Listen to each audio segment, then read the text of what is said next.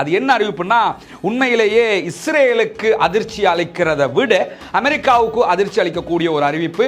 இன்றைக்கு மால்டீவ்ஸினுடைய ஜனாதிபதியை மேற்கோள் காட்டித்தான் இந்த செய்தி வெளியாகி இருக்கிறது. குறிப்பாக மால்டீவ்ஸ் இஸ்ரேலியர்களுக்கான மொத்த டூரிஸ்டுகளுக்கான மொத்த தடையை விதித்திருக்கிறது என்கிறது அந்த செய்தி. அந்த செய்தியினுடைய அல் ஜசீராவினுடைய செய்தியை தான் நீங்க இங்க பாக்குறீங்க.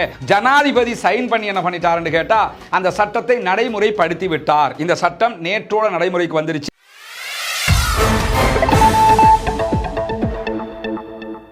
அஸ்ஸலாமு அலைக்கும் வரஹ்மத்துல்லாஹி வபரகாத்துஹு. பேரன்பிற்கினிய சகோதர சகோதரிகளே, நம் அனைவர் மீதும் ஏக இறைவனுடைய அமைதியும் கருணையும் உண்டாகட்டுமாக என்கிற உயரிய பிரார்த்தனைகளோடு, பாலஸ்தீனத்தினுடைய காசா நகரத்தின் மீது இஸ்ரேலிய ஆக்கிரமிப்பு படைகள் யுத்தத்தை ஆரம்பித்து 557வது நாளாகவும் இன்றைக்கும் என்னவெல்லாம் நடக்கிறது என்கிற செய்திகளைத்தான் நம்ம பார்க்க இருக்கிறோம். இன்றைய செய்திகளில் பல முக்கியமான அம்சங்கள் இடம்பெற்றிருக்கிறது. குறிப்பாக காசாவில் இன்றைக்கும் பல மருத்துவமனைகள் மீது இஸ்ரேல் தாக்குதல்களை நடத்தி இருக்கிறார்கள். இந்த புகைப்படத்தில் நீங்க பார்க்க முடியும். அல் ஷிஃபா ஹாஸ்பிட்டல் மேல காசா சிட்டியில அவங்க தாக்குதல் நடத்தி இருக்கிறாங்க. அதனுடைய காட்சி. இந்த பக்கம் பாத்தீங்கன்னா கமால் அத்வான் ஹாஸ்பிட்டல் நார்த் காசாவுல அட்டாக் பண்ணி இருக்கிறாங்க. அதே மாதிரி இங்க நீங்க பார்க்கலாம் நாசர் ஹாஸ்பிட்டல் கான் யூனுஸ்ல அட்டாக் பண்ணி இருக்கிறாங்க. அதே நேரத்தில் இங்க இருக்கக்கூடிய அல் அஹ்லி ஹாஸ்பிட்டல் தொடர்ந்து 3 நாட்களாக இங்க அட்டாக் பண்ணி கொண்டிருக்கிறாங்க. அதே நேரத்தில் அல் அக்ஸா ஹாஸ்பிட்டல் தைர் அல் பலாவுல அட்டாக் பண்ணி இருக்கிறாங்க. இப்படி 5 மருத்துவமனைகள் மீது இன்றைக்கும் பலத்த தாக்குதல்களை இஸ்ரேலிய ஆக்கிரமிப்பு ராணுவம் காசாவிலே நடத்தி கொண்டிருக்கிறது. இதெல்லாம் யுத்த விதி மீறல் என்று சொல்வதை விட இதெல்லாம் எந்த யுத்தத்தில் இருக்கிறது என்று யோசிக்கிற அளவுக்கு இருக்கிறது.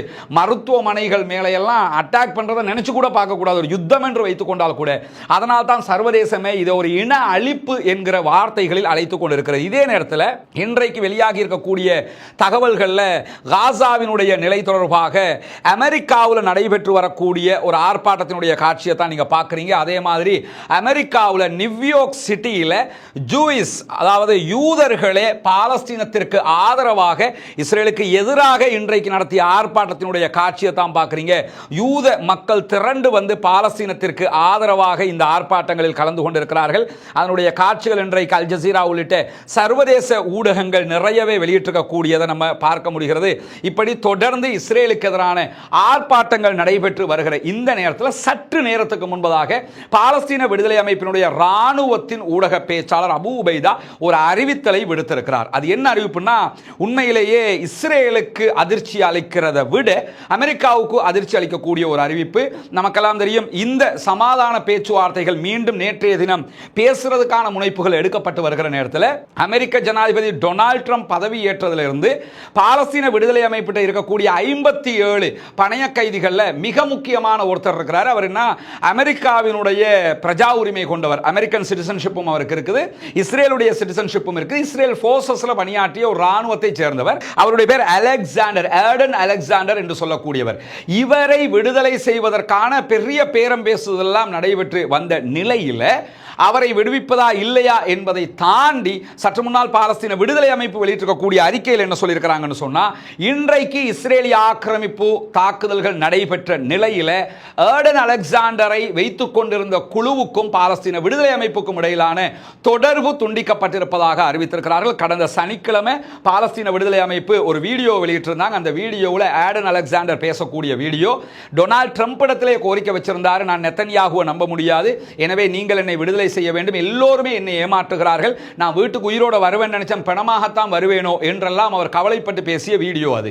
அந்த வீடியோ சனிக்கிழமை வெளியிடப்பட்டிருந்த நிலையில் இன்றைக்கு பாலஸ்தீன விடுதலை அமைப்பு வெளியிட்டிருக்கக்கூடிய அறிக்கையில் சற்று முன்னால் பிரேக்கிங் நியூஸாக என்ன வந்திருக்குன்னு சொன்னா, ஏர்டன் அலெக்சாண்டரை பாதுகாத்துக் கொண்டிருந்த குழுவுக்கும் எங்களுக்குமான தொடர்பு துண்டிக்கப்பட்டிருக்கிறது, இந்த குண்டு வெடிப்பினால் தான் இது நடைபெற்றிருக்கிறது, எனவே ஏர்டன் அலெக்சாண்டரை நாங்கள் பாதுகாக்க நினைத்தாலும் இஸ்ரேலே அவரை கொல்கிறது என்று சொல்லி இன்றைக்கு ஒரு குற்றச்சாட்டை முன்வைத்து இந்த செய்தி அவர்கள் வெளியிட்டிருக்கிறார்கள். எனவே ஏர்டன் அலெக்சாண்டருடைய நிலை என்ன என்பது தற்போது வரைக்கும் தெரியாமல் இருக்கிறது. இது அமெரிக்க மக்களுக்கு மிகப்பெரிய ஒரு ஏமாற்றமாக அமையும். அவரை ஒரு சமாதான உடன்படிக்கையில் வெளியே எடுத்திருக்கலாம். இன்னும் யுத்தம் செய்து அப்பாவி மக்களை கொன்று குவிக்கிற அதே நேரத்தில் இஸ்ரேல் தன்னுடைய நாட்டு மக்களையும் பணைய கைதிகளையும் கூட கொன்று குவிக்கிறது என்பதை நம்ம இதிலிருந்து பார்க்க முடிகிறது. இதுவெல்லாம் இஸ்ரேலுக்குள்ள பெரிய அழுத்தத்தை இஸ்ரேலிய பிரதமர் பெஞ்சமின் நெத்தனியாஹுக்கு எதிராக உருவாக்கி இருக்கிறத பின்னாடி நம்ம எப்படின்னு சொல்லி அந்த செய்திகளையும் பார்க்க இருக்கிற அதே நேரத்தில் இன்றைக்கு மால்டிவ்ஸினுடைய ஜனாதிபதியை மேற்கோள் காட்டித்தான் இந்த செய்தி வெளியாகி இருக்கிறது. குறிப்பாக மால்டிவ்ஸ் இஸ்ரேலியர்களுக்கான மொத்த டூரிஸ்டுகளுக்கான மொத்த தடையை விதித்திருக்கிறது என்கிறது அந்த செய்தி. அந்த செய்தியினுடைய அல் ஜசீராவினுடைய செய்தியை தான் நீங்க இங்க பார்க்குறீங்க. குறிப்பாக மால்டிவ்ஸ்ல மொய்சு அவர்கள் ஜனாதிபதியாக செயல்பட்டு வருகிறார். மொய்சு ஆட்சிக்கு வந்ததுக்கு பிறகு நிறைய மாற்றங்கள் மால்டிவ்ஸ்ல நடந்து வருகிறது நமக்கு தெரியும். மால்டிவ்ஸை பொறுத்தவரையில் இலங்கைக்கு மிக நெருக்கமான ஒரு நாடாக இருந்தாலும் 1192 தீவு கூட்டங்கள் இருக்கிறது. மால்டிவ்ஸ்னா ஒரு தீவுன்னு நம்ம நினைச்சிடக்கூடாது. 1192 தீவு கூட்டங்கள் இருக்கிறது. இந்த தீவு கூட்டங்கள்ல டூரிசத்தை வச்சு தான் அவங்களோட வருமானமே இருக்குது. மால்டிவ்ஸ் கொரோனா நேரத்தில் கூட விழாத ஒரு கண்ட்ரி அளவுக்கு ஓரளவுக்கு மேனேஜ் பண்ணிக்கிட்டாங்க. டூரிஸ்டுகள் தான் அவர்களுடைய முழுமையான வருமானமாகவே இருக்கக்கூடிய ஒரு நாடாக அந்த நாடு இருக்கிறது. இந்த நிலையில் டூரிஸ்டுகளாக கூட எங்களுடைய நாட்டுக்கு இனிமேல் இஸ்ரேலியர்கள் வரக்கூடாது என்று சொல்லி இன்றைக்கு மிக தெளிவாக மால்டிவ்ஸ் அரசாங்கம் அறிவித்திருக்கிறது. ஏன்னா இந்த சீசனுங்கிறது என்னன்னா நிறைய இஸ்ரேலியர்கள் வெளிநாடுகளுக்கு டூர் போற ஒரு சீசன். இந்த சீசன்ல ஒரு நாட்டுக்கு இஸ்ரேலியர்கள் வந்தா என்ன, யூரோப்பியன் வந்தா என்னன்னு தான் ஒரு நாடு யோசிப்பாங்க. ஏன்னா வருமானம் வரும்ல, வெளிநாட்டு அந்நிய செலாவணி வரும், வெளிநாட்டு பணம் டாலர் உள்ள வரும், அதனால அவங்களுக்கு பெரிய வருமானம் தான் வரப்போகுது. அப்படி வருமானம் வரக்கூடிய நேரம் இது. இந்த சீசன் எல்லாம் முடிஞ்சதுக்கு பிறகு வருமானம் வராத ஒரு நேரத்தில் தடையை கொண்டு வருவாங்கன்னா கந்துடைப்புன்னு சொல்லிடலாம். வருமானம் இனித்தான் வரப்போகுது, மில்லியன் டாலர்ல வரப்போகுது. அப்படி இருக்கிற நேரத்தில் செவ்வாய்க்கிழமை ஒரு தீர்மானத்தை பாராளுமன்றம் கொண்டு வந்திருந்தது, மால்டிவ்ஸ் பாராளுமன்றம். இனிமேல் இஸ்ரேலியர்கள் டூரிஸ்டாக கூட எங்களுடைய நாட்டுக்கு வரக்கூடாது. காசாவில் நடக்கக்கூடிய இந்த அநியாயம், இன அழிப்பு நிறுத்தப்படுகிற வரைக்கும் அவர்களுக்கு அனுமதி இல்லை என்று பார்லிமெண்ட் ஒரு சட்டத்தை பாஸ் பண்ணாங்க.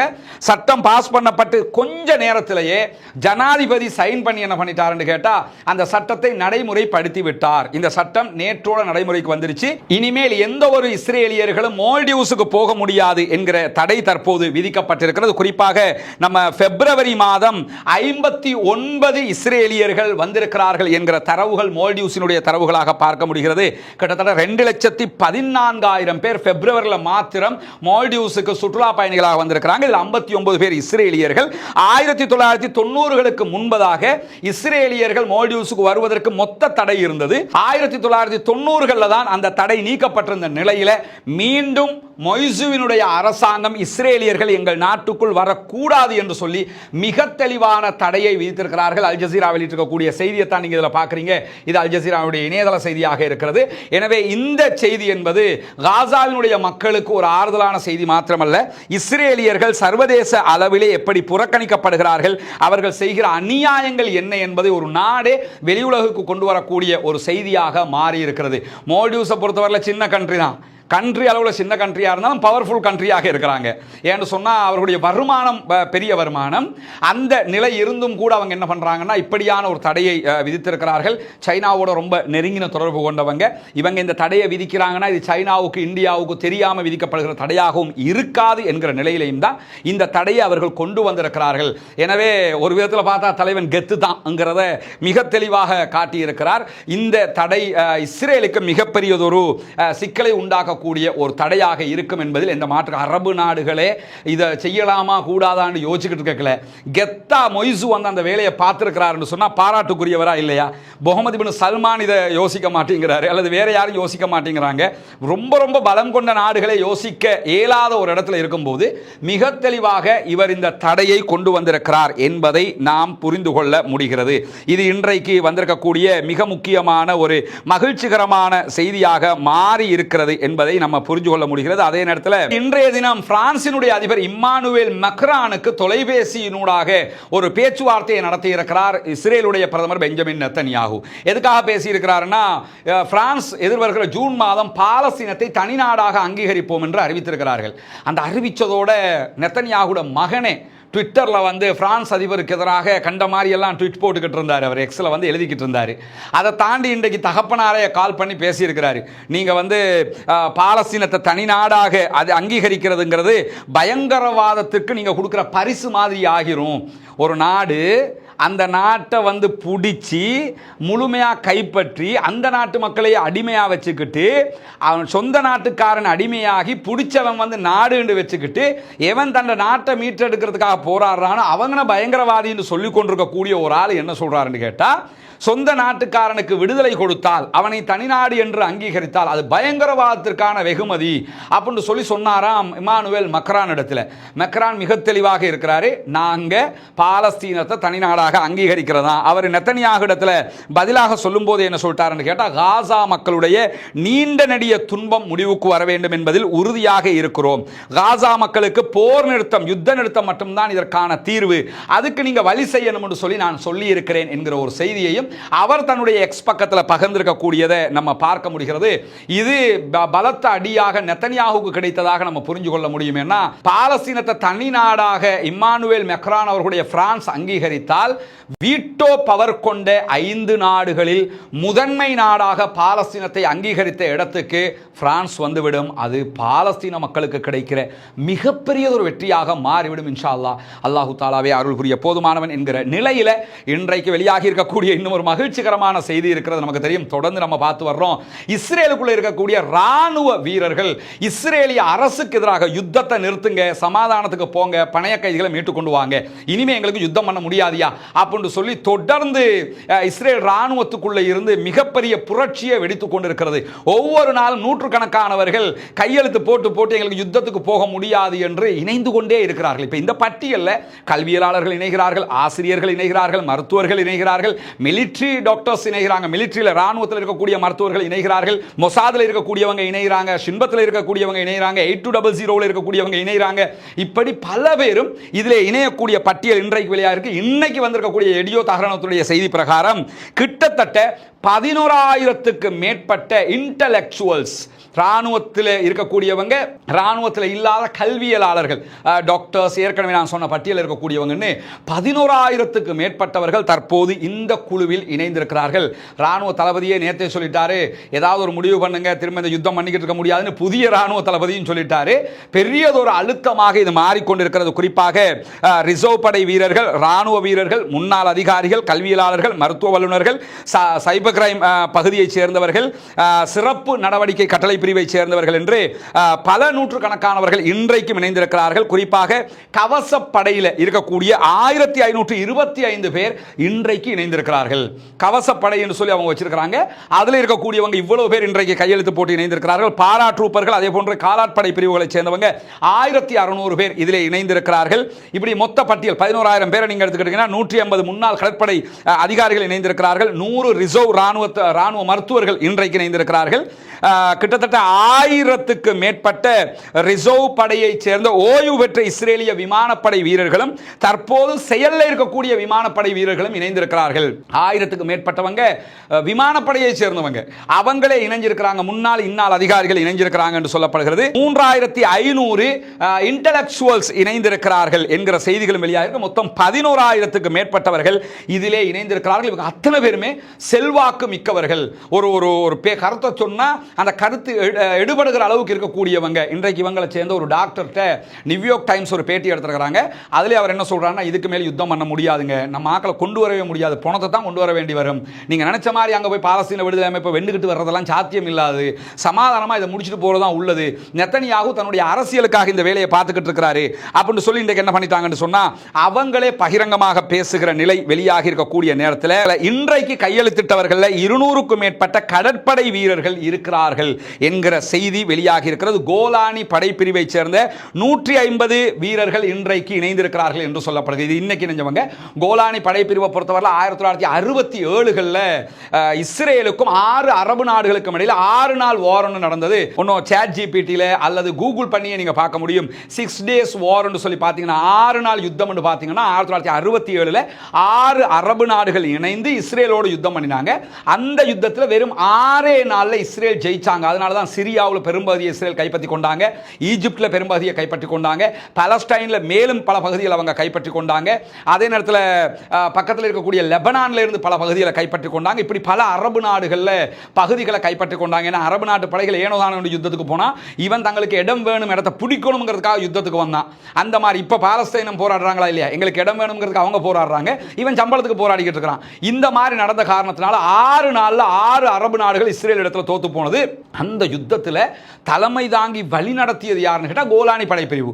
அந்த கோலானி படைப்பிரிவு இந்த யுத்தத்தில் தோற்று வெளியேறிவிட்டார்கள். இப்போ அந்த படையில் இருக்கக்கூடிய கிட்டத்தட்ட 150 பேர் இன்றைக்கு இந்த யுத்தத்தை நிறுத்துங்க, இனிமேல் யுத்தம் பண்ண முடியாது, நாங்கள் வெளியே போறோம் சொல்லி கையெழுத்து போட்டிருக்கிற செய்திகள் வெளியாகி இருக்கிறது.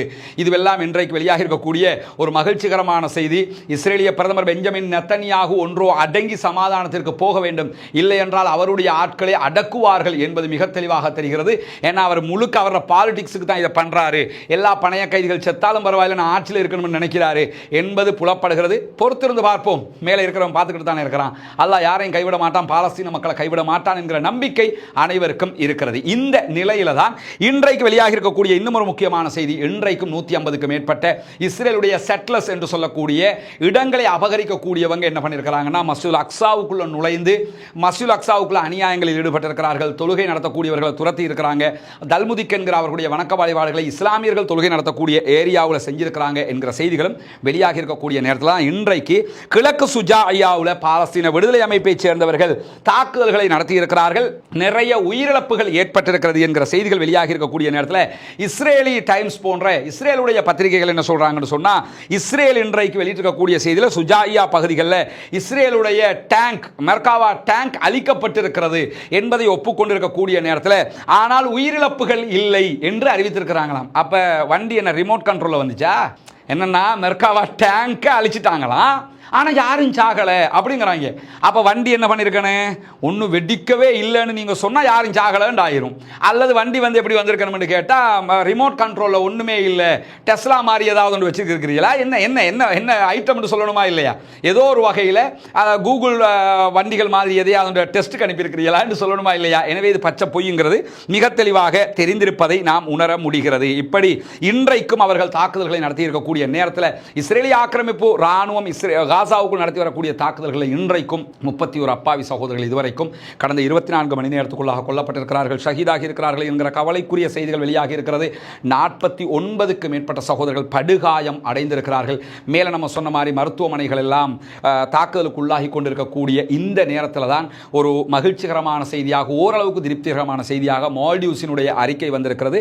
இஸ்ரேலிலே இருக்கக்கூடிய மக்களும் தற்போது சில பேர் மனிதநேயத்தோடு யோசிக்கிறார்கள், இந்த யுத்தத்தை முடிவுக்கு கொண்டு வரணும், அப்பதான் அனைவரும் நிம்மதியாக இருக்க வேண்டும் என்கிற முடிவுக்கு வந்திருக்கிறார்கள். எனவே யூதர்களாக இருந்தாலும் இஸ்லாமியர்களாக இருந்தாலும் பாலஸ்தீனத்தில் இருக்கக்கூடிய மக்களாக இருந்தாலும் ஆக்கிரமிக்கப்பட்ட பாலஸ்தீனமாக இருக்கிற இஸ்ரேலுக்குள்ள இருக்கக்கூடிய பொதுமக்களாக இருந்தாலும் இந்த ஆட்சி மோதல்ல, குறிப்பாக பெஞ்சமின் நெத்தன்யாகு என்கிற ஒருவருடைய ஆட்சி பசிக்காக அப்பாவிகள் கொல்லப்படுவதை யாரும் ஏற்றுக்கொள்ள முடியாது. குறிப்பாக பாலஸ்தீனத்தில் இதுவரைக்கும் இந்த யுத்தத்தில் 1,10,000க்கும் மேற்பட்டவர்கள் படுகாயம் அடைந்திருக்கிறார்கள். 70,000க்கும் மேற்பட்ட சகோதரர்கள் கொல்லப்பட்டிருக்கிறார்கள், ஷஹீதாகி இருக்கிறார்கள். அதில் 20,000க்கும் மேற்பட்டவர்கள் குழந்தைகள், 15,000க்கும் மேற்பட்ட கர்ப்பிணி தாய்மார் கொல்லப்பட்டிருக்கிறார்கள், ஷஹீதாகி இருக்கிறார்கள். எனவே வல்ல ரஹ்மான் தான் அனைவரையும் பாதுகாக்க வேண்டும், பாலஸ்தீனம் வெற்றி பெற வேண்டும், பாலஸ்தீனம் சுதந்திரம் அடைய வேண்டும், பாலஸ்தீன மக்களும் நம்மை போன்ற நிம்மதியானவர்களாக மாற வேண்டும் என்கிற உயரிய பிரார்த்தனைகளோடு பாலஸ்தீன மக்களுக்காக தொடர்ந்து பிரார்த்திக்கிற அதே நேரம் குனூத்து நாசிலாவை ஓத மறந்து விடாதீர்கள் என்கிற கோரிக்கைகளோடு பாலஸ்தீன மக்களுக்காக ஜனநாயக ரீதியாக குரல் எழுப்புவோமாக. வாஹ்ரு தஅவானா அல்ஹம்துலில்லாஹி ரப்பில் ஆலமீன்.